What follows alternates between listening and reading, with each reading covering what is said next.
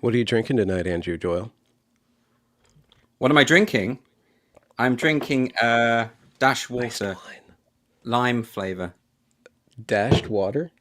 It's called Dash Water. So, uh, you Does know, it have like vitamins or like some sort of speed element? no, Like a little bit. actually, it's just pure. Right, my phone's off. It's just pure. The idea. I shouldn't be advertising anything, but this is the idea of Dash is that it's made from wonky fruit. So it's made from the fruits that get thrown away because no one wants to buy a wonky lime. And what it does, it Oh, just infuses the mildly sparkling water with a flavor, and there's zero sugar and zero calories, and it's very it's good for rehydration purposes. I'm okay. not That's drinking weird. iced wine. Have we started now? By the way, Yeah, we're just rolling now. Rolling. so we've started with an advert from a company. That's good. It's a good way to start. Well, you're always drinking something avant garde. I am. I know. I should say at the start, Benjamin. Sorry, I know that annoys you. I am hosting a television show tonight, so I'm going to have to be quite strict on time. Yes. Uh, and I'm aware that we've done this a few times, and you like to speak well into the night. It's very romantic. It's very, very romantic. But the thing is, you've got a wife, I've got a job. We shouldn't be doing that. No, absolutely not. It's mid into the morning, not late into the night from my point of view. So it's not Right. pro- Oh, okay. perhaps as Okay. romantic as you suppose. Although your lighting setup is very romantic. Yeah, I'm I mean, trying to be, next level. no, I know, Bookshelf. I know, I know what you're trying to do. That little curiosities back there. I got Yeah, we can all see. brandy dragon, a butt. Yeah, just make sure you don't have a compromising book on that shelf, because back here there was something where I think either Michael Gove or some politician put a photo of their bookshelf up, and people then found a book by a historian who had been discredited or something, or connected to Holocaust denial or something. And they tried to say because he had the book, he was whatever. That's what Oh they wow. do. Yeah. So I always like to put copies of Mein Kampf behind me if I'm doing a bookshelf I'm really interview. surprised that you have such a flat background. Sometimes. Well, yeah, but I'm in the back room like a dirty secret at the moment. Oh, you're in the green room, but it's beige because you're No, I'm not British. at the studio. I'm in the back of my house. This room is generally for the laundry. I mean, I'm literally sitting next to a big pile of laundry that is currently drying. Oh But yeah. I thought you didn't want to see that. I could have angled the camera so you saw that, but you I don't would need to love see to it. watch you fold clothes. It would probably help, like, to get a different like part of your brain activated while we speak. Maybe. You'd see my more domestic side if we did that. Yeah, yeah. I don't know if that's helpful because I know that's not what you want to be talking about today. Well, I I know. I, I want to talk about whatever you want to talk about, but you did give a nice little entryway about that book thing, somebody being judged Mm. by some sort of guilt by association. And one thing that I think is really fascinating about like this kind of liberal slash post liberal kind of environment where we're always trying to navigate this Overton window and pushing against it, and we're always positioning ourselves between extremes. Yeah. Everybody's always doing that. And so like and every once in a while somebody such as you or me, which I think I'm pretty mild and moderate, I get positioned as an extreme. And what happened to you, you got positioned as an extreme case. And then you have to Well, reposition yeah. yourself, right? But I never think in terms of positioning myself. I think in terms of just saying what I think, and then I get positioned. But I imagine this is the experience of most people, insofar as I don't think you can think strategically about how you're presented because otherwise you're not being authentic and you're just kind of playing to some kind of imaginary crowd. I don't see the point of that. I think what I do and what I actually think what most creative people do is that they just you know if you've got a genuine sense of artistry, you create what you want to create, and other people decide what you actually Helen Dale was talking about this in her Substack post today. She was talking about she quoted Salman Rushdie on this, the idea of writing to be liked. That's not the phrase. You should read her Substack because it's a much cleaner phrase than that. But that is, I think, a real problem, not just in terms of where we are in terms of commenting on what's going on in the world, but in terms of creativity. If you write books or write comedy or write art generally that is designed to appease or make yourself popular, then can you really be said to be an artist in any serious sense of the word? I don't think so. I Yeah. think, and to be an artist, you have to have a fealty to your muse, don't you? And it seems weird applying that to what you're talking about, which is basically political discourse and the way that we all get kind of pigeonholed or siloed, as Helen puts it. I think we've all been siloed. I think what's weird about, I know the last time we were going to talk, it was after I had a major pile-on at Christmas from what we would call, I suppose, the woke left. Now, the last couple of days, I had a major pile-on from largely gender-critical feminists, the group whose values and ideals I support. So it's interesting. I find it very sometimes. So I did an article for the Daily Mail last year about the Progress Pride flag. I don't know if you saw that one. I was talking about why I think the pride flag no longer represents gay people, why I think it is effectively a kind of symbol of anti-gay sentiments and misogynistic sentiments. And because of that, I got piled on by two different groups at the same time. That was a first. I got piled on by fundamentalist Christian Americans, a lot of your lot, calling me like a sodomite or a degenerate and all of that. And then at the very same time, and they weren't even flirting the way you do. It wasn't that. They were being serious. And at the same time, flirting with homophobia is homophobia. Talking dirty, you dirty sodomite. Go on, talk. You the kind of thing. And then, but at the same time, I got piled on by the woke left, who were calling me all sorts of, you're a homophobe, transphobe, etc. So I was getting it from both sides with equal ferocity. And then, but what's different? I mean, that was a sort of, compared to what I've had since, it's very different. Like the pile-on at Christmas was so intense. I was trending for a few days. This last one, I ended up trending again. So whereas I've got quite used to dogpiling and being the target, this has entered a new phase where every time I get dogpiled now, I trend, and then it becomes much, much worse. And I really don't want that much attention, right? I'm not that kind of person. So, and it was this particular time, I think, was the limit for me. That's why I've sort of decided only to use Twitter sparingly from now on. I think it's terrible for my mental health. I think I get sucked into this stuff. It's partly my fault because I am fascinated. Like I see this stuff and I think, wow, like what? It would never occur to me to write an abusive message to a stranger online. It would never cross my mind. And so to see hundreds of people doing it to me, I do find that grimly fascinating. I want to kind of understand it. And so I get sucked in and I can't move away. And of course, what you should do, I think Tyler, the creator, said this in a tweet. God, there's no such thing as cyberbullying. Just put the damn phone down. He said it in a different way than me. I think probably a more interesting way. But I can't do that. And I know that about myself. I get hooked. I get sucked in. I also get a deep sense of injustice. I'm seeing all these people just lying about me. And then I have to get involved and I have to defend myself. And the problem with that is you end up in this kind of vortex, this kind of spiral. So now I've decided I've set up a Substack. I'm going to write pieces on a Substack. I'm going to talk about the stuff I always talk about on Twitter, but I'm going to do it on Substack, which is better because I can do it in longer form. And then people who subscribe can comment and I will talk to those people. I'll actually have some conversations. And if the trolls want to pay me £4 a month to come on and call me a disgusting queer degenerate sodomite, good for them. That's fine. At least they're paying. It's fine. But really what that will do is filter out those kinds of people, the kind of bad faith actors. And I'll be able to actually talk about this stuff because a lot of the debates that cause this pile-on are about things I genuinely want to discuss. A lot of it was around the issue of pronouns when it comes to trans-identifying people, which is a conversation I actually want to have. So when it started and I was getting criticism, but it was robust, but it wasn't abusive, I was engaging and I was quite happy to engage. And I actually like that. I sort of welcome that. Then, as I said in the article I wrote for Unheard today, what happened was I started seeing stuff about the gays. One particular person kept going on about the gays are like this. Oh, God, aren't the gays awful? And my ears were pricked. I was thinking, that's a bit dodgy. But I answered and I went into it. But then 5-6 hours later, we're into the middle of the night or early morning. And suddenly there's big threads where gay people are sending me messages, gay campaigners are sending me messages, gay campaigners are getting involved, showing these threads. And then suddenly I have feminists or people who say they're feminists openly arguing on my timeline how evil gays, why are gays so evil? Why are they misogynist? Why are they prone to paedophilia? So the oldest prejudice against gay people just playing out in front of me. Then one of the feminists who'd attacked me, someone else posted an audio clip of them saying that she would really rather like to murder gay men. And I'm thinking, at this point, I'm like, I don't know what to do with this. So I think that was the straw. I think at that point I thought, because I've been thinking about it for a while. I think ever since what happened at Christmas, I've been thinking, Twitter is absolutely not for me. I'm not good at it. I'm not a naturally combative person. I'm not a naturally provocative person. I don't like fights.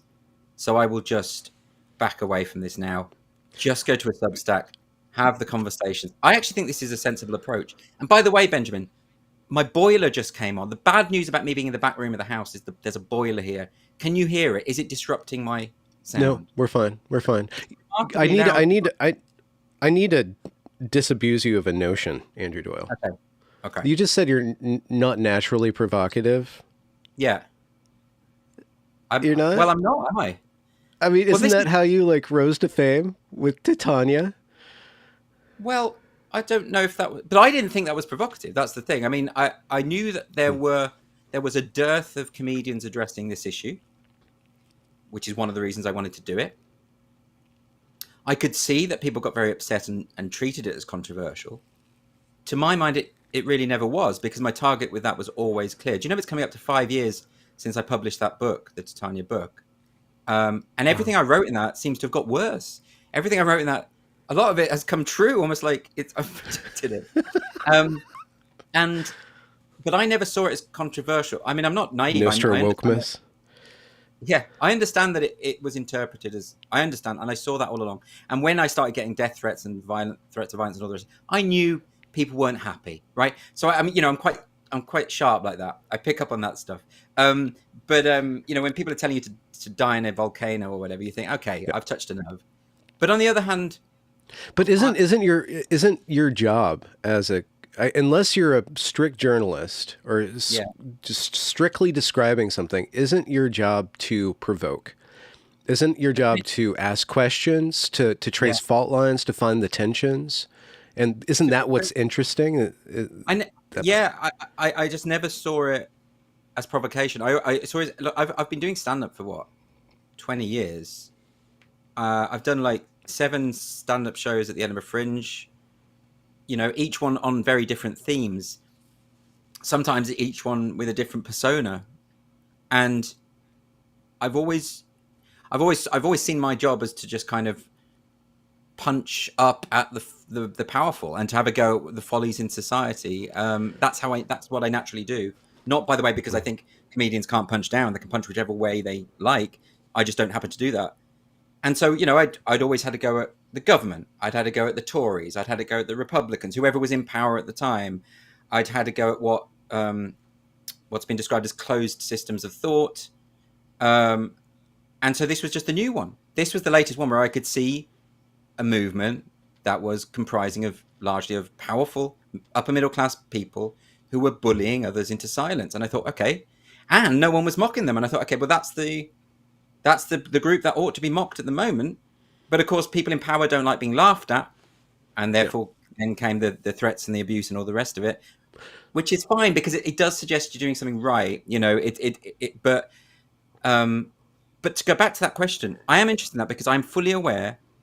I've been told by many people that I am a controversial figure, but I would ask that back to you. I'd put it to you.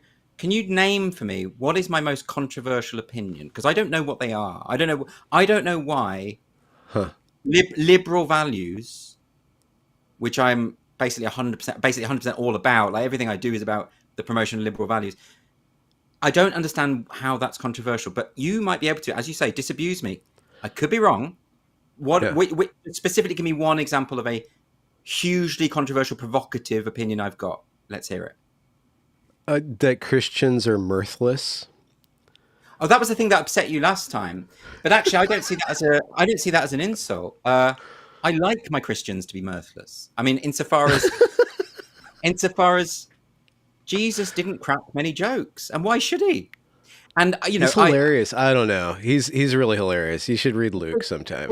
He's freaking hilarious. Quite funny. The smashing up the temple is quite funny, in a sort of slapstick kind of way.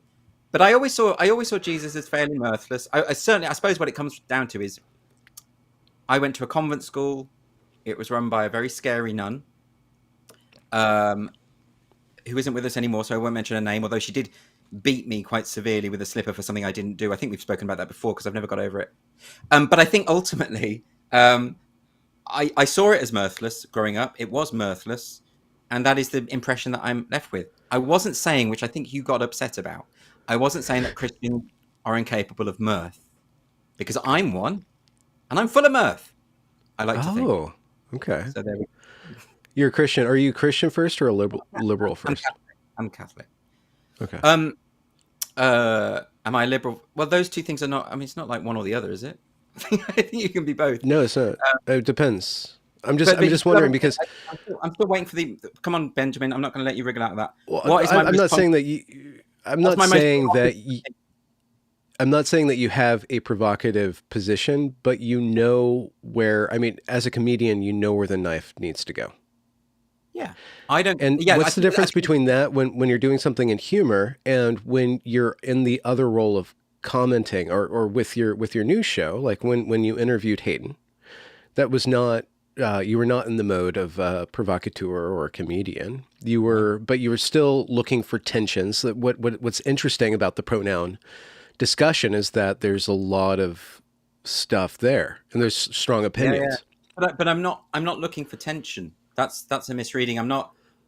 I Huh. didn't interview Debbie Hayton to provoke.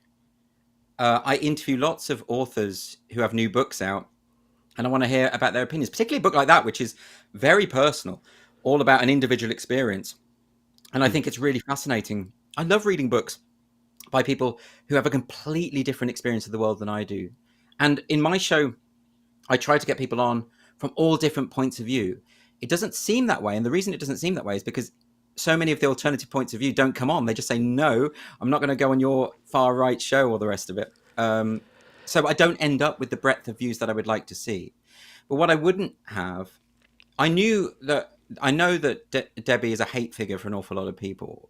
But what I wouldn't do is not bring someone onto the show to discuss a book that they'd written simply because their views would not align with absolutely everyone who watches and likes the show. And I think the people who watch the show regularly understand that. I mean, the number of times I regularly have comedians on my panel, people like Louis Schaefer, Jonathan Cogan, Leo Kearse, Nick Dixon, whoever, who a lot of the people who watch, because a lot of my viewers are left-leaning feminists, they get annoyed by some of the jokes they tell, and they tell me so. But they also understand that the show is about hearing different points of view and comedy as well. You know, it's about comedy, so there's no one is going to be ring fenced on that show from comedy. I don't. So the idea of me saying, okay, I'm not going to invite Debbie Hayton onto my show because it might annoy certain people who watch it. That's a you problem. That's not my problem. And I would invite more controversial people than Debbie onto my show if they were interesting and smart and had something to say. I mean, by the same token, I often get like when the far right dogpile me, which they do every now and then because I'm opposed to racism and they don't like that. They don't like that I, Oh, and so they go at me and they keep saying, why won't you platform this really weird, crazy racist? And I'm like, because that is not a smart or interesting person, and that's not going to make for good TV. I'm not interested in a kind of slanging match with someone, who has nothing to say. And so, so that's my point. Is that, I mean, you're talking about provocation. I don't think the comedy I do is designed to provoke, because there is comedy that is designed solely to provoke, and I don't think there's anything wrong with that. That's not my style. That's not what I do. And the shows and the things I write and the discussions I have, they are not designed to provoke either, but they do end up provoking. I know that. But I think because we live in a world where a lot of people don't want to have conversations about certain topics, inevitably, when you narrow the Overton window, the capacity to provoke is going to expand exponentially. And that's what's hmm, happened. And I cannot be in the good position where point. I'm afraid of upsetting people because it hurts their sensibilities, or that they cannot bear that anyone disagrees with them on the slightest point. I cannot run my life like that, and I cannot run my show like that. So my advice is if you are of that ilk, that absolutely cannot bear the idea that someone in the world somewhere might disagree with one small thing that you've got to say, then don't watch my show. Happy for you not to. Right? I'm trying to appeal to people with a bit more of an open mind, who want to hear other experiences, even when, and especially when, they vehemently disagree with them. What I find fascinating about the situation that you found yourself in repeatedly, and I find myself in repeatedly, but with your situation right now, is that it seems to show fault lines. Well, you have to you have to think through it, because not everybody who is dogpiling on you or being mean to you is a good faith actor. And they could be plants. They could be like working in the GC feminist community against the GC feminist community. There's all these power dynamics. You just watch this thing Yeah. occur over and over and over again. But like, there's this tension between the group who is working towards women's rights to either defend or advance them. Then the gay rights thing, it kind of like took a step back and then was supplanted by the trans rights thing. And the trans rights and the women's rights are like really at odds, because they're trying to fight over the same kind of pie in a way. Right. But what I saw in you was this reemergence of the tension between the feminist camp and the gay camp. And I wasn't really aware of that. And I'm also aware that this is largely a British social phenomena. Like a lot of the people involved in this, Julie Bendel, yourself, a lot of the rad femmes or the GC feminists, you're all in this British kind of place. So there's like these class dynamics that as an American, like I'm aware of, but not really privy to. Maybe, although the most extreme homophobia I've seen from GC circles has come from American feminists, if I'm honest. But yeah, you're absolutely right. I mean, it's been fascinating, hasn't it? Like this thing.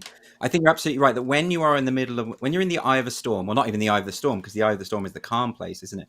When you're in the middle of this hurricane of just hundreds of people appearing on your timeline, throwing insults at you, you don't have time to do background checks on every single person who is doing it. You can see from the general images and the bios and everything that, broadly speaking, 99% of the people doing this are feminists, or at least identify as being feminists. So there's that.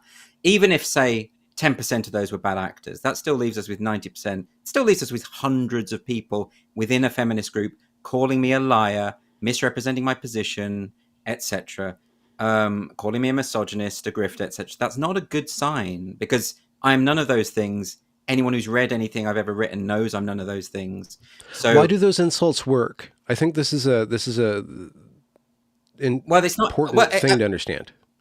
Why do they work? In what respect do you mean work? Do you mean have the effect of hurting someone, or do you mean why have they been adopted as points of attack? You're a misogynist. And it goes with the homophobia is the same kind of like the homophobia, bigot or racist. It's like it's all this bundle of like liberal social signifiers. It's not just the liberal values, but like if you're this, then you're a bad person. Yeah, I think I should say the homophobia thing was a very minority thing. I probably only saw about maybe between 50 and 100 genuinely homophobic things, which in a day of thousands and thousands of bombardment, I suppose you could say is still marginal. Why does it matter, though? I mean, this is a naive question, but why does it matter that there's homophobia or there's misogyny or there's racism? And like why is that a point of like if somebody is eliciting that behavior, if a group is associated with homophobes, then you can do that one Nazi at the dinner table party and completely dismiss. No, people are entitled to be homophobic, and people are entitled to think whatever they want about me or people like me or what, I'm not saying those people should be shut up. I'm saying I don't want to listen to that. I've got no, I can't reason with that.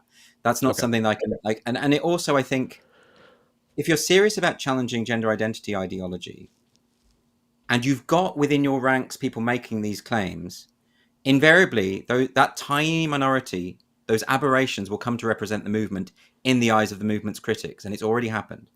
I had a trans activist emailing me gloating about this, saying, I told you this would happen. I've seen a trans activist posting screenshots of all the really grotesque messages. And I will reiterate, there weren't many of the really bad ones, but they were enough that the whole movement can now be misrepresented as a result of it.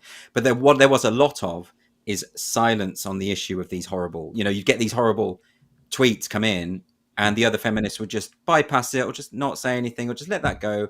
And that, I think, is definitely part of the problem. But also, when it comes to why do the accusations work? Well, one of the points is I think a lot of them are sincere. I think people start to believe their own lies. I think that's what happened here. So being a misogynist. Can I give you a very specific example of this? So I wrote a Substack piece today where I talked about one specific aspect of this pile-on, because you can't I couldn't write you the full narrative or what. It's too confusing. There's a million different things going on at once. There's even some people in there trying to calm things down. There's people having a go at it. There are arguments going on about you in front of you, and then there's people trying to argue with you. So it is absolutely impossible to create a coherent narrative. And what that means is that anyone with an agenda can pick and choose from what happened and create a narrative. I've seen it happen today, right? So lots of the fans of that feminist who attacked me, who libeled me online, I can't remember her name, Alessandra, some Italian law scholar, and she very viciously came in and started throwing malicious comments about. And she said that you were harming women and children. Yeah, she said my goal was to harm women and children. She also said I was a liar, that I was lying, and all this sort of stuff. But because she has a big following, it created a lot of abuse in her wake. And of course, we're total strangers. She knows nothing about me. I just looked at that tweet and I thought, never in a million years with a gun to my head would I post a tweet about that, about a total stranger. It was absolutely outrageous, and no repentance, just doubling down. But anyway, the point is, I gave this very specific example about. We can come on to that if you want, because there's more to say about that particular account and why I think that's so disturbing. But let's talk a bit about this example I want to give of how, if you're trying to create an understanding of what happened, there was one specific tweet where an account said something like, "You are adhering to a toxic, homophobic, sexist ideology, and you therefore have no credibility or integrity." This was from an account called, actually, I won't say the name because it's a small account. And I replied saying, that's really extreme. And I think it is really extreme to go to someone who has spent years and years opposing this ideology with every fiber of his being, and to say that you are a staunch defender of it is such an extreme thing to say. You know, rather than say, oh, well, we've got slight points of disagreement, but I can understand you're broadly against this movement. This person went full on and said, you are basically an extreme gender ideologue transactivist right now.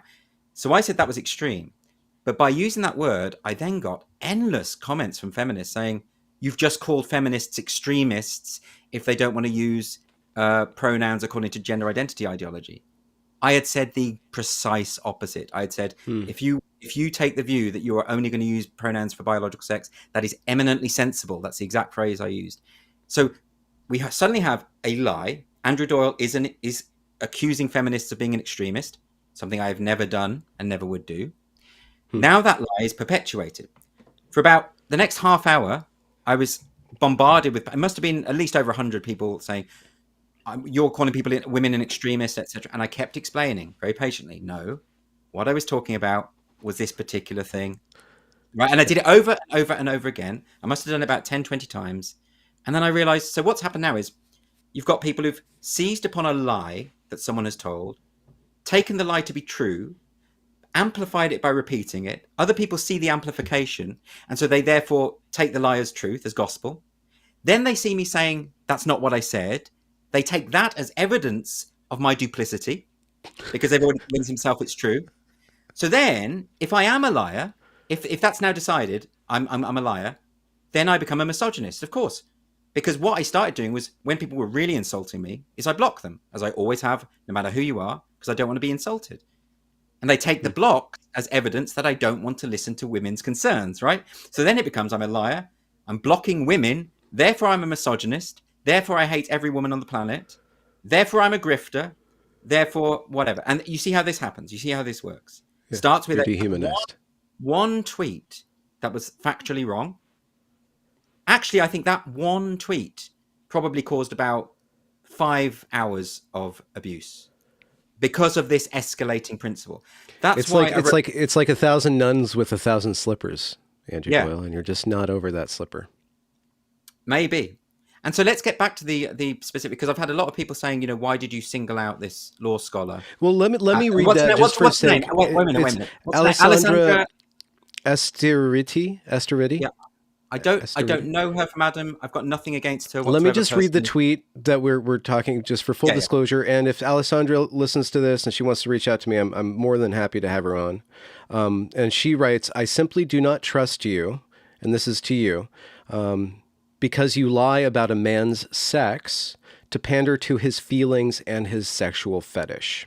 What else are you ready to do for men, knowing you harm women and children? And just to interpret that a little bit, by what she's saying is that by using Debbie Hayton's preferred pronouns of she, you're lying about Debbie's sex and pandering to his feelings and sexual fetish.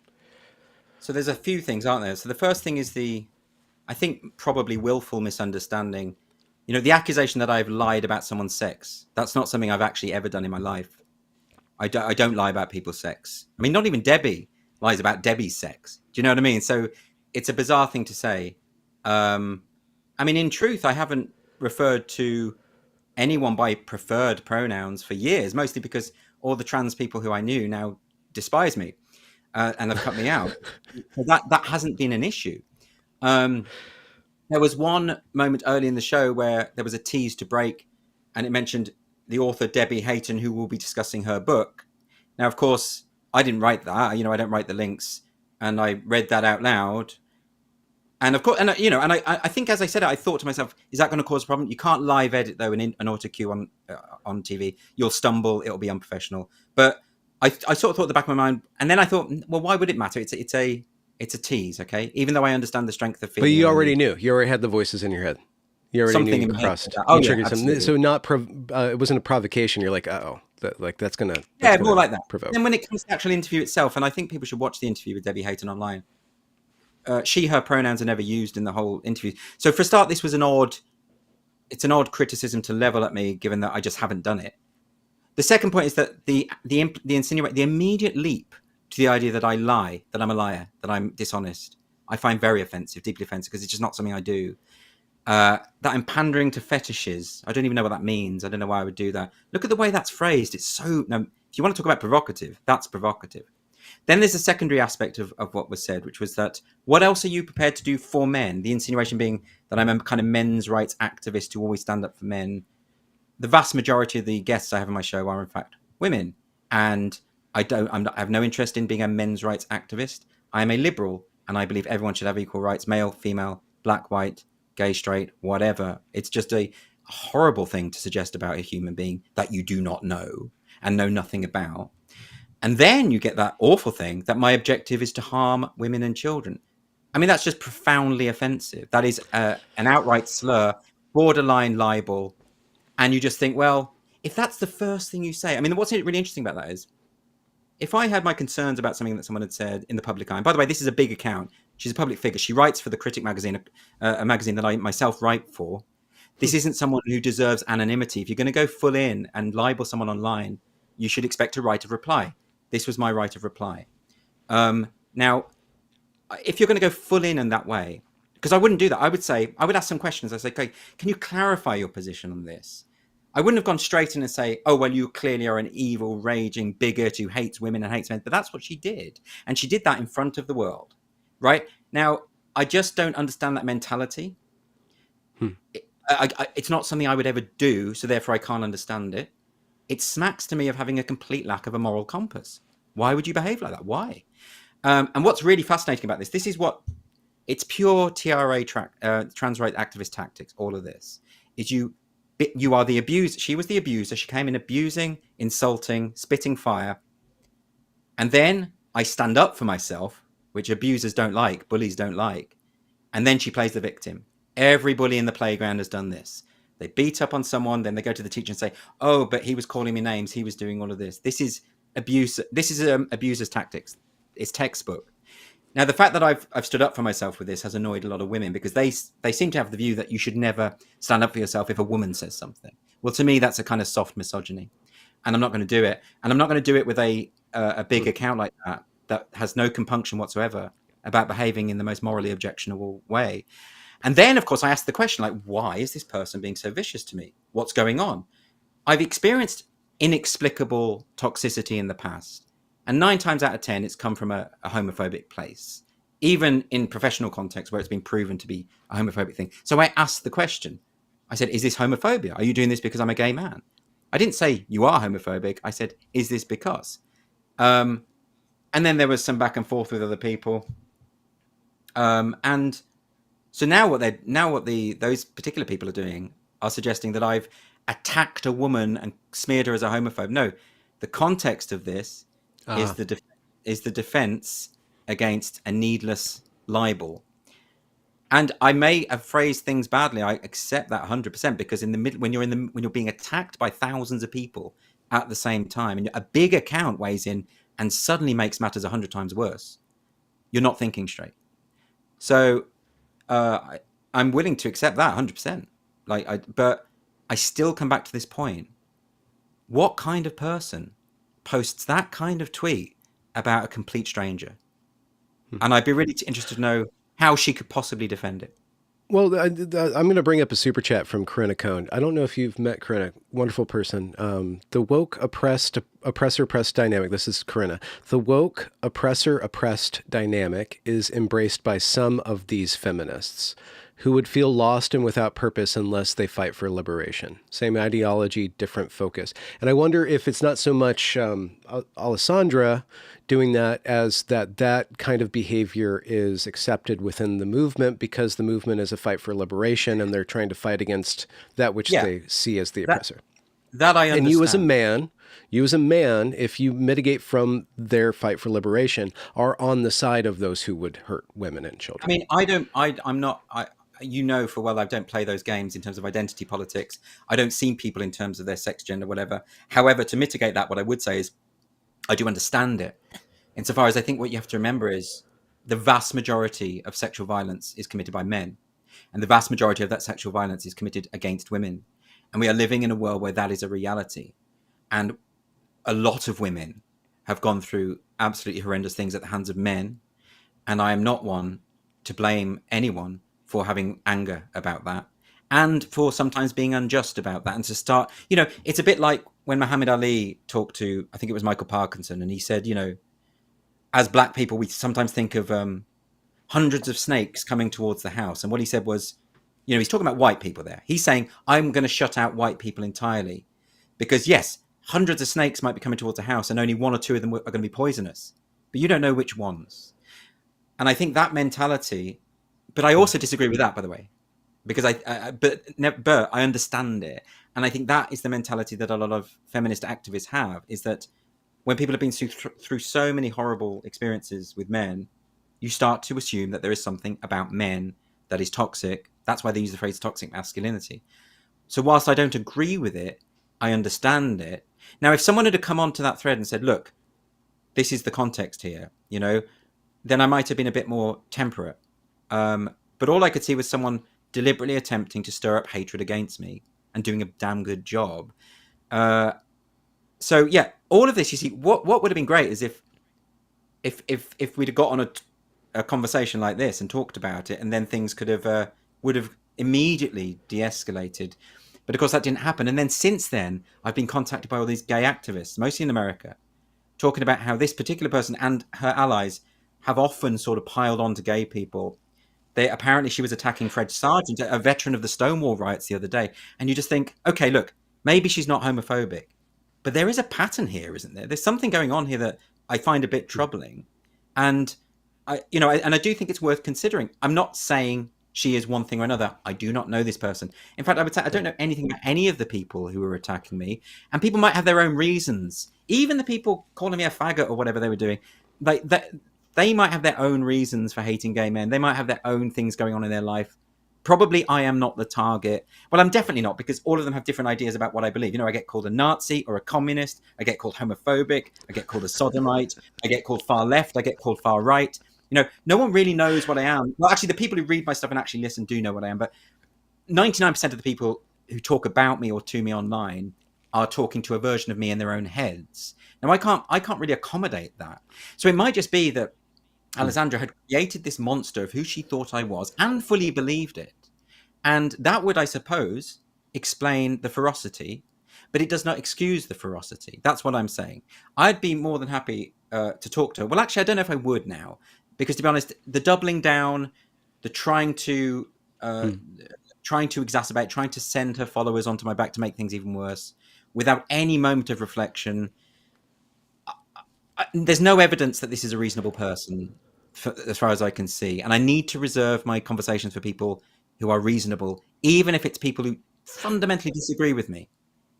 This is a broader question, but what do liberals do with the traumatized and those who are not functioning on all cylinders? I'm not saying that the traumatized are stupid, but like there are swaths of society who aren't terribly intelligent. There's swaths of society Oh, who are entrenched in an ideology. Like how does liberalism accommodate illiberalism? really good question. It's probably going to be the subject of my next book. I've been thinking about it a lot. And I think about, and one of the conclusions I kind of reach is you have to kind of circumvent. One of the reasons I've gone off Twitter and well, I say I've gone, I'm just going to occasionally post stuff about my Substack. I want to move everything to Substack is because I think I have to circumvent the illiberal because I can't talk to them. And I think there are people who can talk to them. Is it Daryl Davis, the musician who de-radicalizes members of the KKK? I mean, incredible that you can sit there with someone so unreasonable and talk them out of that is so admirable, is so amazing. I cannot do it. I don't have the skill and I don't have the patience. I look at all these people, throwing death threats and rape threats at J.K. Rowling on a daily basis. And I think, how would you begin with someone like that? How would you begin to sit down and talk to someone like that? I think there's, which is another thing, by the way, a lot of the extra flack I've had is like, oh, well, what your experience hasn't been as bad as some feminist experience. Well, firstly, how do you know? It's not. I mean, actually, I get a lot of threats all the time. Although I've never had them from feminists. I should say that they just don't do that. Even the really vicious ones don't send death threats. I get that from the far left a lot and trans rights activists. But I don't get it from feminists. So this both sides thing about bad behavior. There is bad behavior on both sides, but there's not threats of violence and death on both sides. Apart from that one feminist from America who said she wanted to kill gay men, which, as I say, is an aberration. But when you look at someone like J.K. Rowling, and I don't get anywhere near the abuse that she gets, and I don't know how she remains so calm and principled and is able to do what she does. I don't know how she does it.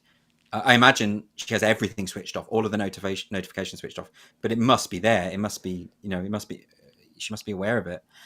Well, she is aware of it. She said she could paper the house with the threats that she gets. It's unbelievable stuff.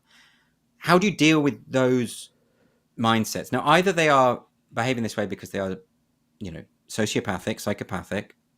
There's a lot of people like that. Or they have genuinely convinced themselves that J.K. Rowling is the devil incarnate. There are going to be a lot of people like that.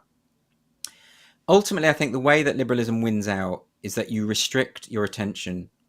As I say, this is my reason for moving to Substack. You restrict your attention to those who are capable of discussion. What I really want to happen with my Substack is I want people who disagree with me to come and talk to me. And it will be a forum where you're not going to get abuse. No one's going to pay to abuse me, I don't think. And so you can have... There's probably a market for that, Andrew. Yeah, there probably is. But why not? But we can have discussions. So in other words, my solution, I suppose, is circumvent the crazy people, the people who have no social skills, the people who are maybe the people who are good people, but they're so angry that they behave badly, which I am willing to concede might be the case in this Alexandra person's case. It might be the case in a lot of these people's cases, but I cannot put my mental health through the issue of dealing with someone like that. So I will have the conversations with people who are able to have adult conversations, and I'll let everyone else rage into cyberspace, and good luck to them. But I tell you what, that kind of approach is absolute poison to any kind of movement, because, as I say, all of this has been an absolute boon for trans activism. And by the way, a lot of people have said to me, "Oh, you're helping the trans activists." No, the people who are helping the trans activists are the people who pile on to me. The fact that I respond to it and talk about it, that's not my problem. That's their problem for doing it in the first place. What was I meant to do? Just crawl into a shell and pretend it didn't happen? I think that would be unrealistic, if I'm honest. What do you mean by mental health? How does this negatively affect your mental health? Well, you don't Another sleep. naive question. You don't sleep. So you it really just fills you with anxiety? Like, why? It's just words on a screen. And this is a naive question. It's just words on the screen. Why do you respond? Why do you care? Well, like I say, partly it's my own problem for not putting the phone down. But there is something we are not built to have thousands of strangers abusing us in a sustained short period of time. It's the was it Peterson talked about this, the equivalent of the mob appearing at your door with pitchforks and torches. We don't like to be misrepresented and misunderstood and hated. It's not in our nature, you know. I don't like it in public. If I think I've inadvertently offended someone, I will go out my way to talk to them and try and, because partly because I feel bad about what's happened, but also because I hate the sensation of, oh my God, what have I done to this person? We are not built for this. It is incredibly psychologically damaging to be piled on.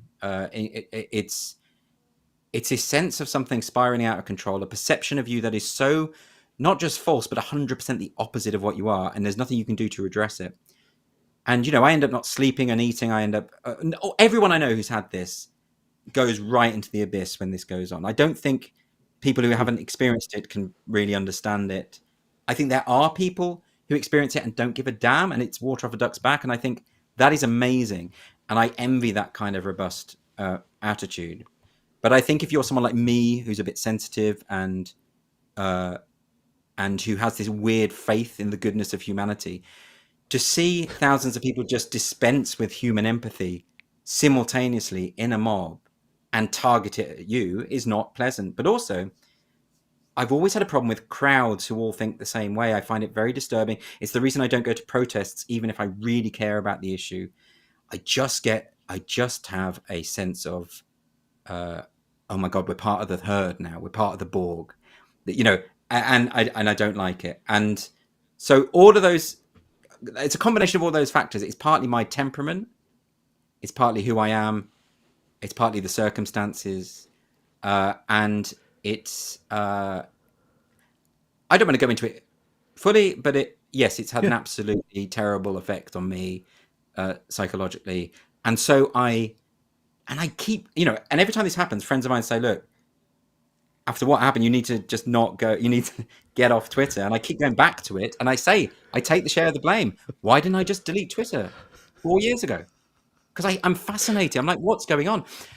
So I think I've actually made a good step forward this week insofar as moving everything to Substack. Like, I can handle people coming on there and abusing me. It won't be thousands. You know what I mean? It'll be one or two. And that's fine. Like, that's fine. I'm a comedian. I get heckled all the time. I enjoy a bit of that. Right.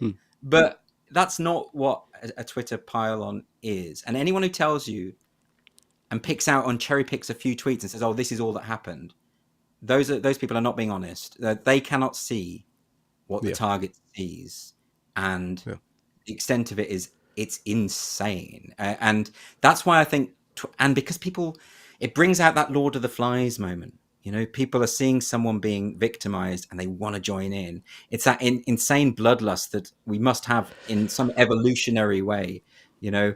And I also hate to see people behave like that. I just think, you know, and I wonder whether I've done it myself. I've seen sometimes when people have been criticizing a public figure and I've also criticized them. And now I'm thinking, well, is that the right timing to do that when there are thousands of people doing it?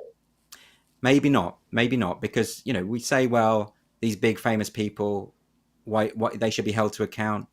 I don't care how rich someone like J.K. Rowling is or how powerful.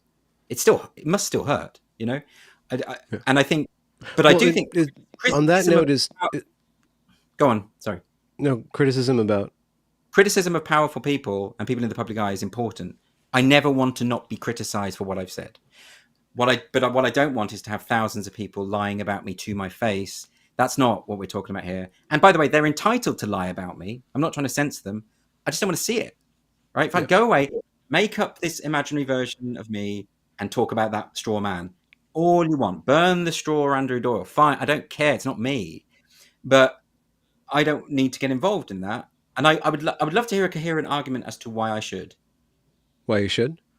Yeah. Why should I stay on Twitter and allow and just accept the dog piling? What's the benefit for me? I don't know. It's fascinating. It's stimulating, and you might find ideas, but it doesn't sound like you're learning much from this. Like, no, I mean, if you end up chewing your limbs off because of the anxiety and psychological damage, I don't think that's productive. For one thing, I wouldn't be able to write anymore or do any work. I think we have to just be realistic about it. Twitter for me is I will very occasionally post something on Twitter, maybe links to my Substack, And as in my mindset at the moment, that's it. I don't want to go back on it. We'll see. Gen Yeah, X we will. woman wants to tell you, don't engage with them, Andrew. Make a statement, then mute and ignore. Same with TRAs and these radfems. They're two sides of the same coin. What is the, from your point of view, it sounds like you're avoiding blaming feminism on this. You're not devolving into thinking of them as a group. Like, you've been very careful No, in no, this conversation so it's far not as I've true. heard to really speak about the individual and not the movement. But you did say whenever a movement starts to Yeah. behave this way, and No, I'm no, no. just wondering, What I meant in by that was, your experience, like with, I don't know to what extent you were involved in gay rights or that which, like gay marriage. I don't know how it shook out in your country or to what extent you facilitated that or involved in that. It doesn't seem like you even want to be involved in any identity group, even if it advances your own interests. But no. you're aware that there's a need for that, or like there's at least a Yeah. market for that. I had some involvement in gay rights, even insofar as just being an out gay teacher, even insofar as being in I was in a couple of shows which were to raise money and promote gay rights. I've always been someone who has spoken about it, been open about it, and I've cared about it deeply. And I've also, it's been, and also because I grew up at a time where you couldn't be openly gay. Things have changed, thankfully. So I don't, and I believe that organizing and movements, and I'm very, I know, I this isn't a feminism problem. It isn't. I don't think. I mean, I don't think that you can really be a feminist if you start hating gay men and say, I think this stuff is, and nor do I think it is a particularly sensible. Well, look, I don't know. Look, I am not going to stigmatize a whole movement on the basis of a minority, a toxic minority within that movement, because it's not fair and it's not true. But what I would say is that when you're involved in a movement and there are really, really toxic elements, it is kind of important that you speak out against them, I think. Though, for instance, when that trans right activist appeared at Trans Pride in London, stood on stage and said, if you see a TERF, punch them in the fucking face, and the whole crowd cheered. At that point, I think, if I were in that crowd, if I were part of that movement, I think, oh no. Because it's not just that there's a bad apple calling for violence against women, it's everyone else cheering and endorsing it. At that point, I would want to stand on that stage and say, I think everyone who cheered just now ought to be ashamed of themselves. We need to root this out of our movement. Because, of course, what then happens is that becomes the perception of the movement. And also, it's just unpleasant in its own right. So I think there is a kind of, not necessarily responsibility. No one is responsible for what anyone else says. But just strategically, more than anything, it's really important. I mean, if I was at a gay rights march back in the day when I would have gone to something like that, and someone stood up and called to kill straight people, I would have had something to say about it, and I would have objected then and there. Similarly, when you have the pro-Palestine marches and people are walking around with signs that are openly anti-Semitic, openly calling for Jew hatred, I would want to say, what are you doing? Why is, for instance, no one standing up at those marches and saying Hamas needs to release the hostages and disband themselves? Why is no one doing that? And so what I'm saying is not that because the majority of people on those marches are peaceful, but there is a tolerance for the extremist view. And I think and I suppose that has been the case in gay rights, maybe. I don't think the women who only use pronouns for biological sex are in any way extremists, and I would never use that term. I think the ones who say gay men are evil and prone to paedophilia are extremists, and I think it's quite important to distance yourself if you want to be a successful movement for political change. It's quite important to distance yourself from that. This is why, when we had what was the far right party in the UK, BNP. Continually, BNP politicians were outed as saying something horrendously racist, etc. And it got to the point where it's like, okay, well, that's a racist party. That's a far right party. Whenever that happens in a mainstream party, they get rid of that person, distance themselves from it. That's important because if you tolerate it, then there's a perception, and it is impossible to achieve anything with that perception. Benjamin, I'm conscious this has got very, very serious. But can I say the last person to say that comment was right? Like, I should just ignore them. But I just want to say on that point, the problem is that when I block all the people who are particularly aggressive and hateful, I then get piled on for blocking. And people then pile on and say, I thought you were free speech. And then I have to explain again and again that blocking someone on Twitter is not a threat to their free speech. I mean, I wrote a book about this, for God's sake. You have to explain that basic principle a million times. It gets boring to the extent that then I start blocking people who ask me about it, because I'm like, I've written a book about it. I'm not doing this again. So I don't think any of those things work. You could mute, but then a lot of my haters or detractors, whatever you want to call them, Yeah. I'm not talking about from the feminist groups, mostly from the far left and from trans groups. They will post continually libelous stuff under your thing, and they will mass report you. And actually, the only way to stop that is to block rather than mute. So, do you know what, Benjamin? It doesn't matter. I'm done with it. I'm not going to do Twitter anymore. This is not. I don't need to have to deal with this infantile playground stuff. No one does, really. Yeah, it's really interesting to see the difference between. Well, I mean, even I have like this persona of you that I've built in my head on Twitter, because you just do that with everybody. I just go through and you like kind of make a persona of everybody. What is my persona in your head? Just somebody who wants to turn the church gay in the happy way. I see what you mean. But anyways, I mean, I don't know. Like, I don't know all the things that go on with you, and then you see people talking about you, and then so you create a version of them in your head that is talking to this version of you in your head. So we're all running these really crunchy kind of models of each other in our heads. And so getting the opportunity to hear how sensitive and prone to being bruised you actually are, like it opens up. I'm joking. That was my dry. I was going to say. I don't think. Anyway, look, I mean. No, I'm just saying. And like, you wonder why I accuse you of flirting, Benjamin, because this is what people do. I know what you're like. This is what people do. They coddle you. Is that the way to your heart, Andrew Doyle? No, I'm just saying it's impossible out in that forum, in the Twitter forum, to not be dealing with effigies of each other. Now you can have more or less complex or more or less positive versions of the people that you're interacting with your head. The opportunity to get to speak to you and hear out your reasoning, it extends you from just being that model into, being a. But it's also the same in real life. There's a book by Philip Roth called The Human Stain. I'm sure you've read it, where he makes that point. He says, I'm paraphrasing, but what we need to understand is that your understanding of anyone else at any given point is at best slightly wrong. That is, I think, absolutely right. We don't know each other's souls. We can't see into each other's heads. And so on social media, we become avatars, whether we like it or not. We become caricatures interpreted by other people who have collectively interpreted you. And so therefore, but why should they? I mean, they don't know me. They don't know you. So we are dealing with a lot of performativity, a lot of puppetry. It's just one big diorama. And I would say it's unhelpful. What happens though when you get in a face-to-face conversation with someone is you get to know them a bit. I don't know you that well. We've only ever spoken online, but I have some sense of who you are, which will be highly imperfect. Secretly, you might be a serial killer or something. I don't know, but you seem very nice to me. It seems unlikely. You see, like I get some sense of who you are and what you are.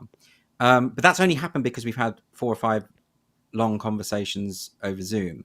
But if I'd have just seen your tweets, I would have a different perception of who Benjamin Boyce is, and it would be created in my mind.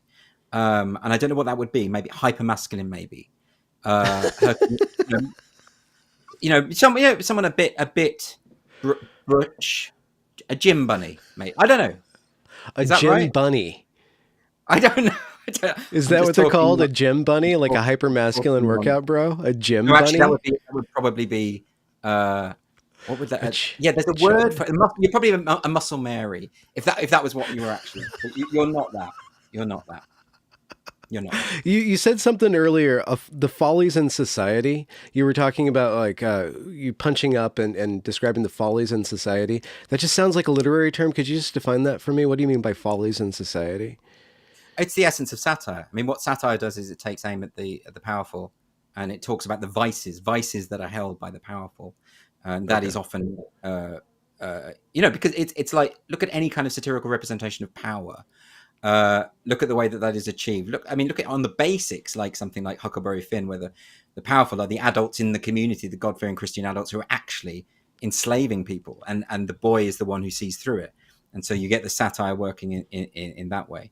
You Does can look at, satire of that sort work on these work for or against these these communities that you're running into, like these people, this mob mentality, or well, can you actually you parody can definitely, that? yeah, of course. I mean, there's been lots of people. Gareth Roberts commented on my Substack today about Joe Alton's play, The Erpington Camp, where a group of people get into this frenzied riot. Just they don't even know why. You know, I mentioned the point in Shakespeare's Julius Caesar. Are you familiar with Julius Caesar, the play? Presumably. Um, Yeah, yeah. Okay. So you remember in I don't Act have it Three, committed Scene... to memory, but No. But in Act 3, Scene 3, there's a scene with Cinna the poet. Now, one of the conspirators in the play is called Cinna. So you know, there's a bunch of people who kill Julius Caesar, right? And they kill him yeah, halfway et through the tu play. brute. Yeah. Et tu brute. Yes, exactly. Although that wasn't what the sources say his last words were. He didn't say anything in Latin. He said "kai su teknon," which is a Greek phrase for "you too, child," which is interesting because there was a suggestion that Brutus was actually Caesar's son, illegitimate son, which puts a whole new dynamic on the whole thing. Shakespeare doesn't go there, by the way. But anyway, I'm digressing. But the point is that what's happened is the Caesar is stabbed halfway through the play. Then you have the crowds, because Caesar's a populist, the crowds are distressed and upset and angry. Brutus, the lead conspirator, comes out, speaks to them. By the end of the speech, they're really for Brutus and the elites, and they think, yes, Caesar should have died. Then Mark Antony comes out and does his famous Friends, Romans, Countrymen speech, and it turns them entirely the other way. And what's really interesting about that in relation to the dogpiling is this play is all about populism, but it's also all about the way in which crowds can be manipulated by powerful, unscrupulous people. So you have this mob, and you're going along with it because the power of the rhetoric in that speech, friends, Romans, countrymen, lend me your ears. The power of that rhetoric brings you along with it. And by the end of the speech, you're thinking, yes, the plebeians are right to riot and go after the conspirators and avenge Caesar's death.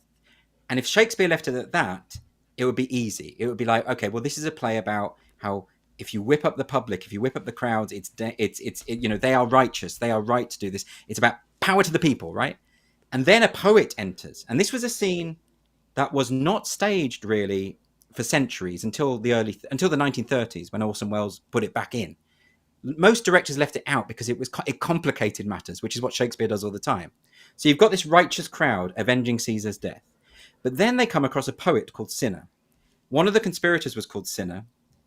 And they say, what's your name? He says, I'm Cinna. And they say, he's a conspirator. He's Cinna the conspirator. Tear him to pieces. That's the exact phrase they use. And the poet says, no, I've just got the same name. I'm the poet. I'm actually on my way to Caesar's funeral because I like Caesar. I'm a friend of Caesar. And they say, it doesn't matter. Tear him for his bad verses. So in other words, let's rip him apart anyway. This is satirical. So what Shakespeare is doing is saying, when you've got a body of people, a group of the righteous anger of the mob, when you spur that on, when you galvanize that, the end point is completely unpredictable. It's what Hannah Arendt talked about in On Violence, which I think was from 1970, 1969, around then. Once you endorse violence or start a violent chain of events, you cannot predict where it goes. Shakespeare is satirizing the mob in that scene. I think it's really pertinent to what we're talking about. So I think you can satirize this kind of thing. I think if I were being a bit more optimistic and sensible about it, I would have looked at all this as material. You know, I would have been like, okay, maybe I can do a comedy bit about this. Maybe I can write something satirical about this. But I was too upset. And so you can't really be... Come on, it's not too late. I mean, it's still material. You still own the rights to it. It's your experience. Yeah, It's your lived experience. Unless you're blocking it out, or you like just you're using me and my questions just going to erase the chalkboard. You're just... I don't know how funny I would make it at the moment. And anyway, I've got all these other things I want to do. Yeah. Not least, maybe write this book I'm talking about, write about liberalism and why so many people are turning against liberalism, and particularly free speech advocates and people on my side, supposedly, are now saying, well, look, it doesn't work, does it? Liberalism doesn't work. We need to dispense with it. And I'm really worried about that. But I think, Benjamin, that is a conversation for another podcast because that is going to take us hours. And I'm already running a bit late. You got to go. Anything else you want to talk about? Yeah, I want you to plug your merch. My merch. I'm going to do some merch. I'm going to do like an Doyle punching bag. So when people feel the need to sort of dogpile, they can just go and punch that. you know. And you can dress me up however you like. Like you can turn me into Hitler, give me a little Hitler mustache if you think I'm a Nazi. You can put like a communist slogan on my chest if you think I'm a communist. You know, whatever you want. And just enjoy yourself. Like just knock yourselves out. I won't have to see it. It'll be fine. I don't really have merch. Well, I've got books, I suppose. So I've written Hmm. a book, 2 books about liberalism and liberal values and the importance of liberal values. One is called Free Speech and Why It Matters. And the other one is called The New Puritans, How the Religion of Social Justice Captured the Western World. That's the one that Hmm. offended you because at one point I call Christians mirthless. And of course, that is one point out of a book of 120,000 words. And you got upset about that, didn't you, Benjamin? Yeah, I got terribly So, upset. I threw a whole tantrum. I had to like right. rebuild my It, studio from scratch after I yeah, wrote that. you Read that. absolutely did. And then also, I would say if you want to understand why blocking someone on social media isn't a threat to their free speech, read Free Speech and Why It Matters, or Hmm. just think about it for 10 minutes. You'll get there. And the 10. other thing, not even. And then the other thing, I've got 2 books as Titania McGrath. One is called Woke: A Guide to Social Justice. The second one was a children's book called My First Little Book of Intersectional Activism, which of course is not a children's book, but is dressed up as one. And the first book, as I say, was 2019. So 5 years ago that was written. And if you look at it now, I think you'll see like this stuff was. I mean, nothing's changed. That's what scared me. Like things, Yep. if anything, have got worse, and I kind of thought that it wouldn't get worse. But aside from that, the most important thing I think is I would like people to subscribe to my Substack. There's going to be a lot of free content. What's it called? Is it just Andrew andrewdoyle.substack.com? Doyle, Andrew Doyle, Substack. You know, there's going to be a lot of stuff that people can read for free. So that people, if you can't afford it, you can still read it. The reason I put a low cost, like just £4 a month for people who want to comment, is because that provides that shield for me, so that I can just have conversations with people who aren't going to dogpile and throw abuse and the rest of it. But also, I want to devote quite a lot of time to it, which means I'm going to have to give up other work to do it, and I'd like that. So I think if people can support me in that way, that's another really good thing that people can do. And finally, Benjamin, what I want to say to you is if you're ever in Arizona, I was in Arizona last week, go to a place called Bearizona, which is a place where they look after bears and wild wolves and So you're into bears. Is that what you're trying to? you're making a gay joke, but yeah, I'm kind of into bears. But I love the fact that I went to America, Arizona, the desert, massive cacti, and I got to feed a buffalo, and I got to see wild wolves, and I got, in fact, I got this bear, a grizzly bear, painted this for me. Um, this is a bear called Hannah, a proper grizzly bear, massive thing. And it's wonderful, this place, because they have so much space. Like these bears, these grizzly bears, they were rescued as cubs. They would have died. The mother had been killed, and they rescued these bears as cubs. And they got 3 of them, and they are massive. But they've given them so much space, and the people who work there are just some of the nicest people I've met. It was weird. It's weird coming from near London, where everyone's horrible, and you go to Arizona, and everyone's really lovely. And they look after these bears. They respect nature. They respect that anything with a mouth can bite, as one of them said to me. You don't think these are your friends, but you look after them and you care for them. And one of them painted me that Hmm. rather beautiful. I think there's something to that. I think that's rather beautiful. And it's not I like performing that. bear stuff. It's they do it voluntarily. It's just a naturally artistic bear. But Bear Arizona, it's called. So I would recommend that. I don't know how far you are from Arizona. In fact, I don't know where you are really, Benjamin. Quite a bit way. It's not like England where we can drive anywhere. Oh, it's not. Okay, it's not. All right, No, fair enough. no. But I just thought But it I was a very might interesting get there place. eventually. I've never heard of that. You're such a Yeah. softie, Angie Doyle. I used to do kung fu. If you want to bring it on, man, we can do that. Um, Okay. I've got a blue sash, which sounds pretty good. It's actually terrible. Sash. It's only the second level. Yeah, in Lao Ga Kung Fu, you only do sashes. You don't do belts. Oh, okay. Not a cravat. I would have loved a cravat, but it wouldn't have suited the kind of aggressive style. Uh, 'cause Like a Kung Fu is sash not like does? yeah, I used to think it looked pretty cool, but now you come to mention it, it's quite it's quite camp in a way. But yeah, I had to give up because they started doing these sparring sessions. I was only a kid, and they started doing sparring sessions, uh, and I was doing ballet at the same time. And what I realized is in the sparring sessions, I get bruised awfully because I bruised like a peach, and I was just basically paying to get beaten up. So I thought, you know what, I'm going to stick to the ballet because no one ever beat anyone up for a changement, did they? The As far as I'm schmalzmal? aware.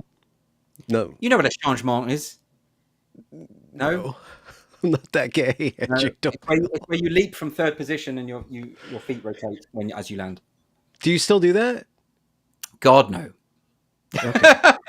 No, that was the thing I did as a kid, and it was I had to keep it hidden from the boys at school. So it was like this dirt, because I knew they'd beat me up for it. It was like this dirty secret, creeping off 2 nights a week to dance with a bunch of girls. I was the only boy in the class, and I'm there in my tights, and I'm thinking, God, I used to have nightmares about the boys at school catching me in my tights. This explains a lot psychologically, I think. You might be able to draw a lot from this in terms of the dogpiling. Yeah, no, I love revealing you to the internet at large, Andrew. Thank you for that. This premiere spot in your life. It's all live, so I can't say, can you cut that bit out? But that's fine, because I have no shame anymore. I have no shame. No, and by the way, you're timing liberated. is good. My patch water is finished now. Let us end the call. Thank you very much, Andrew Doyle. Your Substack and all your other stuff will be linked in the description. And, Twitter's fun, so I'm sure I'll see you on there anyways in a couple months. Don't count on it. Love you lots, Benjamin. Ciao. Bye. And see you, chat. Thanks, everybody, for showing up.